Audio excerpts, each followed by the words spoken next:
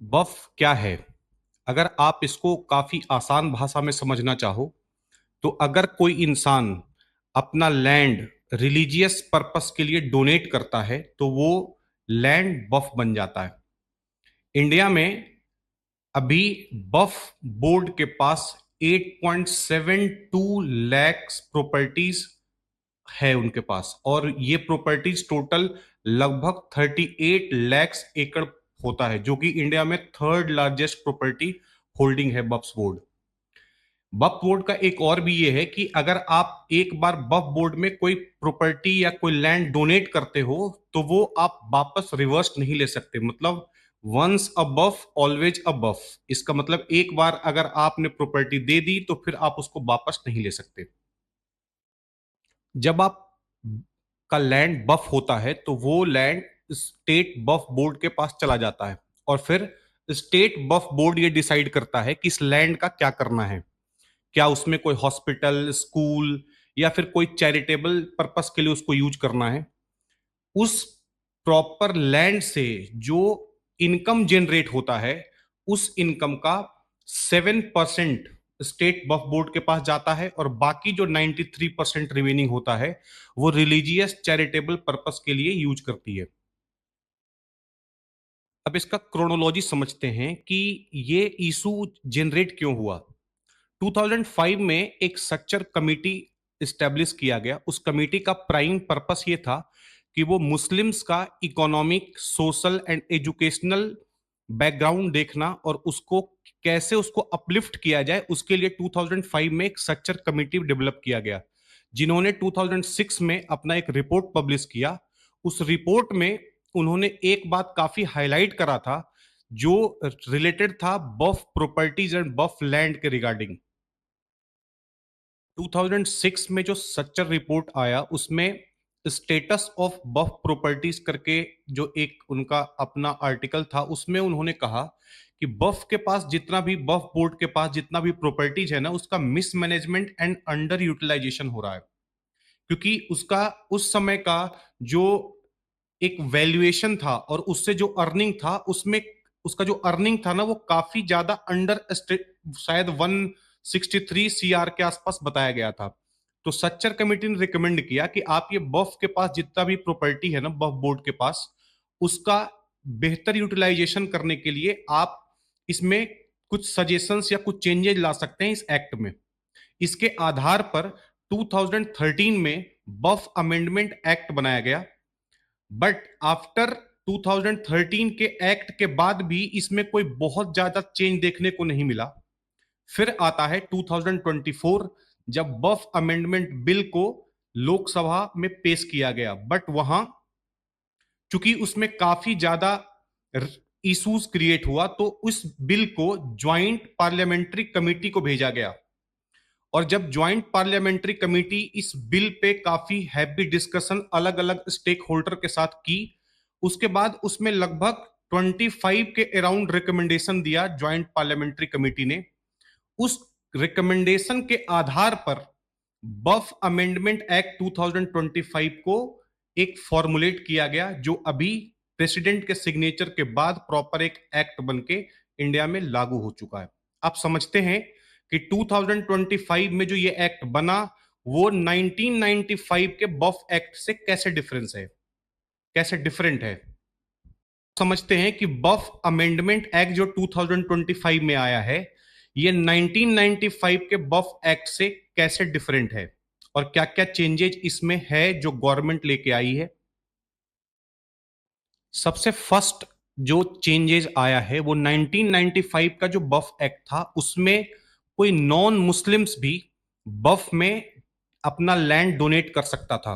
But 2025 में जो amendment होके एक्ट आया है, उसमें यह प्रोविजन है कि कोई भी अगर पिछले 5 साल से इस्लाम प्रैक्टिस कर रहा है तभी वो अपना लैंड बफ को डोनेट कर सकता है।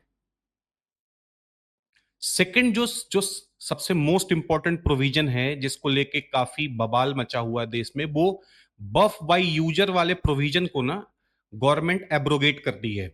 अब समझते हैं कि बफ बाय यूजर क्या था। बफ बाय यूजर प्रोविजन का मतलब हुआ कि अगर कोई लैंड प्रेयर या किसी रिलीजियस पर्पस के लिए एक लॉन्ग टाइम से यूज किया जा रहा है, तो वो लैंड ऑटोमेटिकली बफ बन जाएगा।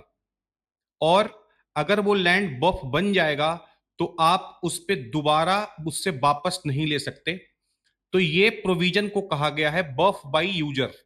तो इस प्रोविजन को गवर्नमेंट 2025 के जो अमेंडमेंट लेके आई है उससे वो एब्रोगेट कर दी।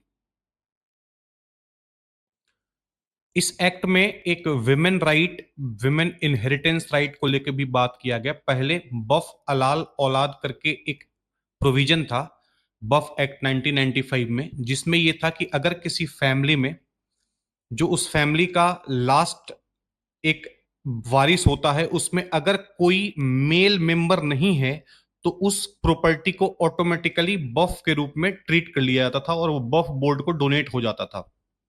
वहां फीमेल को, अगर फीमेल मेंबर कोई है फैमिली में, तो उसको उस प्रॉपर्टी का कोई राइट नहीं मिलता था।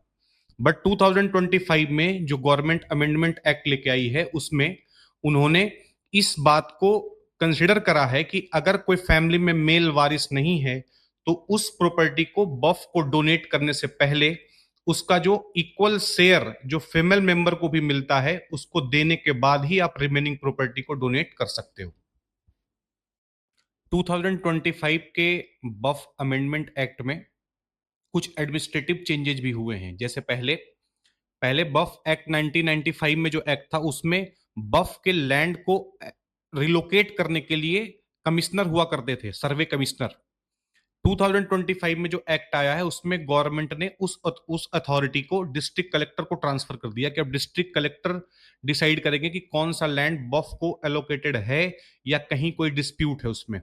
सेकंड पॉइंट, पहले अगर बफ के लैंड कोई लैंड बफ को हो चुका है या बफ स्टेट बफ बोर्ड उसको क्लेम कर चुका है और आपके साथ उसको डिस्प्यूट है तो आपको विद इन अ ईयर ही आपको उसको चैलेंज करना होता था। अगर एक साल के बाद आप उसको अगर चैलेंज कर रहे हो तो उसका कोई मतलब नहीं था। बट 2025 का जो एक्ट आया उसमें इस प्रोविजन को गवर्नमेंट ने एब्रोगेट कर दिया कि हाँ विद इन अ ईयर नहीं, उसका लिमिटेशन एक्ट करके जो प्रोविजन है सिंपल उसी के अकॉर्डिंग चलेगा। थर्ड जो इंपॉर्टेंट पॉइंट है इसमें कि पहले अगर बफ बोर्ड के साथ कोई डिस्प्यूट होता था, कोई लैंड डिस्प्यूट था या किसी प्रॉपर्टी को लेकर डिस्प्यूट होता था तो आपको बफ ट्रिब्यूनल जाना होता था। आज भी बफ ट्रिब्यूनल ही जाना होता है, बट उस समय बफ ट्रिब्यूनल के फैसले को आप जुडिशियल रिव्यू के लिए कहीं हायर कोर्ट में चैलेंज नहीं कर सकते थे। बट गवर्नमेंट 2025 में जो प्रोविजन लाई है उसमें यह है कि अगर बफ ट्रिब्यूनल ने कोई जजमेंट दिया है और आप उससे सेटिस्फाइड नहीं है तो आप with in 90 days high court में बात को चैलेंज कर सकते हैं।